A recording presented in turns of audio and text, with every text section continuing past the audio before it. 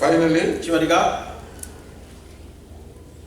in 12th chapter only, 12వ అధ్యాయంలోనే verse 8, 8వ వచనం. let us all read together carefully. అందరం కలిసి చదువుకుందామండి జాగ్రత్తగా. ఆ రాత్రి వారు అగ్ని చేత కాల్చిపెట్టిన ఆ మాంసమును ముంగడి యోచనలు తినవలను, చేదు కూరలతో దాన్ని తినవలను.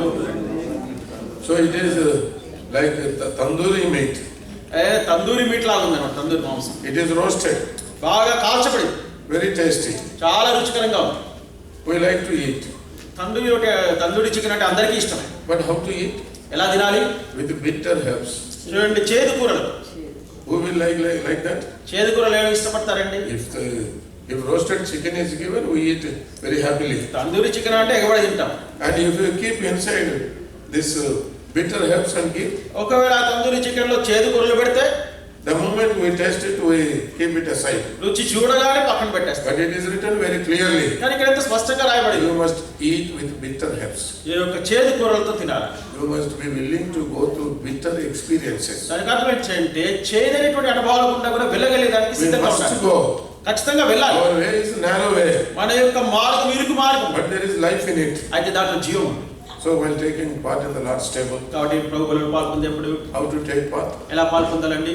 We must tell to the Lord, ప్రభుతో చెప్పాలి, Lord, I am willing to go through bitter experiences. ప్రభు యొక్క చేదైన అనుభవాలు గుండా వెళ్ళేదానికి నేను ఇష్టపడుతున్నాను. Your son has gone like that. నీ కుమారుడు అటువంటి అనుభవాలు గుండా I have వెళ్ళాడు. accepted your son. నీ కుమారుడు నేను అంగీకరించాను. He has become my meat and drink. ఆయనే నాకు మాంసం, ఆయనే నాకు పానీయం అయ్యాడు. Then what it will work out in us?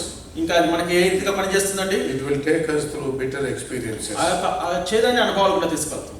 If we are willing, మనం ఇష్టపడినట్టయితే Lord will give more and more grace. ప్రభు వారికి ఎక్కువ కృపను మనకు అనుగ్రహిస్తారు. If we are not willing, మనకి ఇష్టం లేకపోతే, Lord cannot take us through. మనం ఇష్టపడకపోతే ప్రభు వారు ఆ మార్గం కూడా మనం If you తీసుకెళ్తారు. read 73rd Psalm, 73వ కీర్తన మీరు చదివినట్టయితే, first he was discouraged.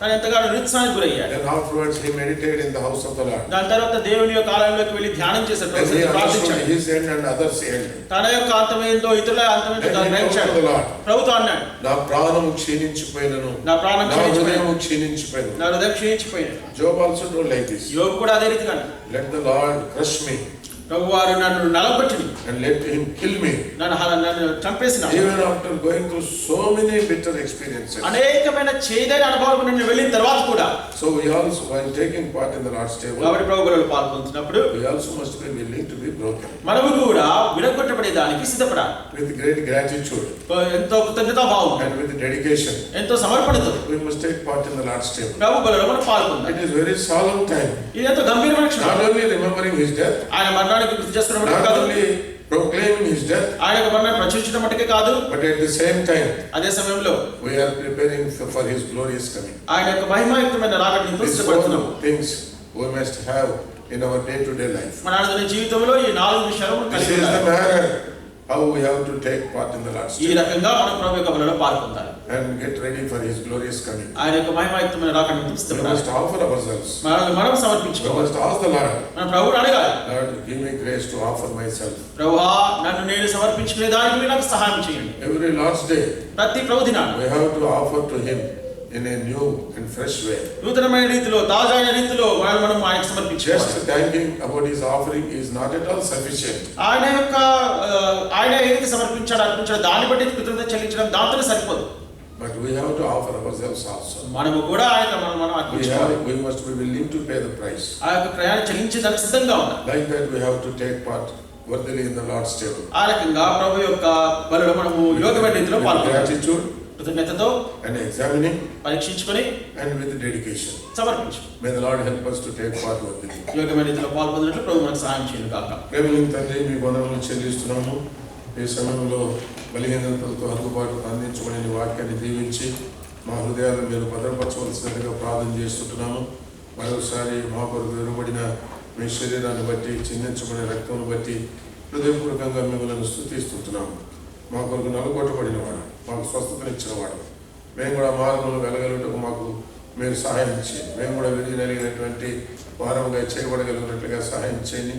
మా ప్రభువుకి అంతకంతకు మేము లోబరుచుకునేటువంటి వాడినిగా మీరు చేయవలసినదిగా మీరైతే క్షమించడానికి సిద్ధ మనసు కలిగినటువంటి వాడు ఉంటున్నారు, క్షమించడానికి ఆనందించేటువంటి వాడుగా ఉంటున్నారు. ఎడతెగని మీ క్షమాపణను బట్టి మీకు స్తోత్రాలు. మీరు మా దోషములను కనిపెట్టి చూస్తే మీ సన్నిధిలో మేము ఎవరూ కూడా ఎంత మాత్రం కూడా నిలువ లేనటువంటి వారు. కేవలం మీ కుమారుని మాత్రమే మేము అగ్గుపడేటువంటి ధన్యతను మీరు మాకు అనుగ్రహించినందుకే స్తోత్రాలు. ప్రభువా, దయతో నన్ను మమ్మలను మీరు క్షమించండి. ఎన్నోసార్లు అవిధేయత, అపవిత్రత, అతిశయము, దయటువంటి కన్నా అనేక రకములైన బలహీనతలు, పతనములు, ప్రభువా, నేను ప్రేమించకుండా లోకం ప్రేమించేది, శరీరాన్ని ప్రేమించేది, ఇతరమైన వాటిని ప్రేమించే వారిని ఉన్నందుకు దయతో మమ్మల్ని మీరు క్షమించండి. మీ కార్యను మాలో జరిగించండి. అంతకంటే మీలో మమ్మలను ఐక్యపరచుకుని మీరు ఆకుడు కొరకై సిద్ధపడి మీ యొక్క నిత్య మహిమను పొందినటువంటి వారినిగా చేయండి. ప్రభు, ఎన్నోసార్లు కృతజ్ఞత లేదు తండ్రి, దయతో క్షమించము. ఎంతో కృతజ్ఞత కలిగినటువంటి వారముగా నీకు లోపరుచుకోగలుగుటకు సహాయం చేయండి. దాన్ని నేను కూడా మీకు అప్పగించుకొనిచున్నాను. ప్రభు, నన్ను అంగీకరించుము. మేమందరం ప్రభు బలలో యోగ్యంగా పాలు పొందినటువంటి వారిగా చేయండి. ఒక్క శరీరముగా ఉండగలుగుటకు కూడా కావలసిన నీ కృపను మాకు అనుగ్రహించు. వాటిని దీవించమని వందనములు చెల్లిస్తూ మా ప్రభు రక్షకుడిని యేసుక్రీస్తు నామమున స్తుతించి ప్రార్థిస్తుంటున్నాం తండ్రి.